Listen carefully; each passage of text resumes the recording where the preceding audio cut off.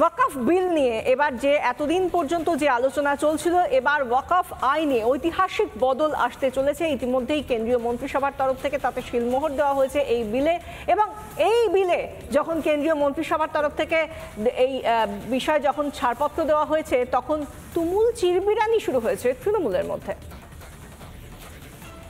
পশ্চিমবাংলায় রেকর্ডের 1.5 লাখের কাছাকাছি ওয়াকফ সম্পত্তি আছে। টিএমসির মুসলিম নেতারা সেগুলো কবজা করে লুট করে খাচ্ছেন। এই যে আইনটা খুব দরকার ছিল, সংখ্যালঘু সমাজকে যে অসম্মান করছে, এটাই হচ্ছে মূল বিষয়। যে কোনো জমি ওয়াকফ নয়, বদল আসছে আইনে। ছাড়পত্র কেন্দ্রীয় মন্ত্রিসভার। ওয়াকফ সম্পত্তি নিয়ে বিতর্ক বহুদিনের। এই নিয়ে দখলদারির অভিযোগও উঠেছে অসংখ্যবার। ধর্মের অজুহাতে অন্যের সম্পত্তি কবজা করা নিয়ে জলঘোলাও হয়েছে বিস্তর। আর এতেই চিরতরে দাঁড়ি টানতে উদ্যোগী হয়েছে কেন্দ্রের নরেন্দ্র মোদী সরকার। সংশোধনী আনা হচ্ছে ওয়াকফ বিলের।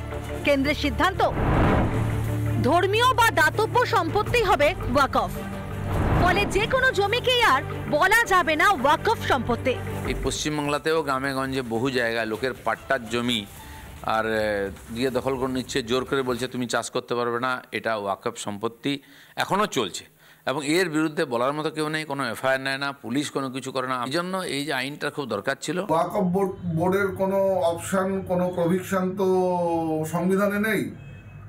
অতএব ওয়াকফ সংশোধনী হওয়া দরকার ছিল এবং গভর্নমেন্ট সেটা করে দেখিয়েছেন। গভর্নমেন্টকে সাধুবাদ তার জন্য। বন্ধ হতে চলেছে এতদিনের জারি জুরি। খেলা শেষ হবে তোষণের রাজনীতিরও।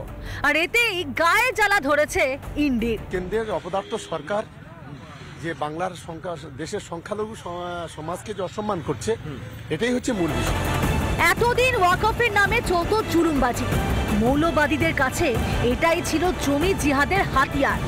ভোটের টানে তাতে তোল্লাইও দিত ধান্দাবাজ রাজনৈতিক দলগুলো।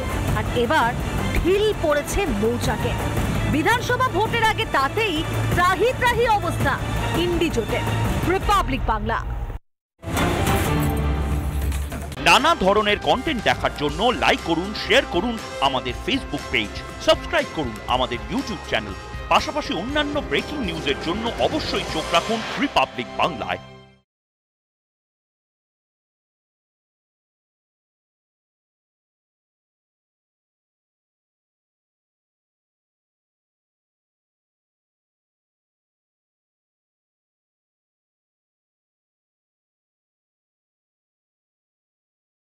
নানা ধরনের কন্টেন্ট দেখার জন্য লাইক করুন, শেয়ার করুন আমাদের ফেসবুক পেজ, সাবস্ক্রাইব করুন আমাদের ইউটিউব চ্যানেল।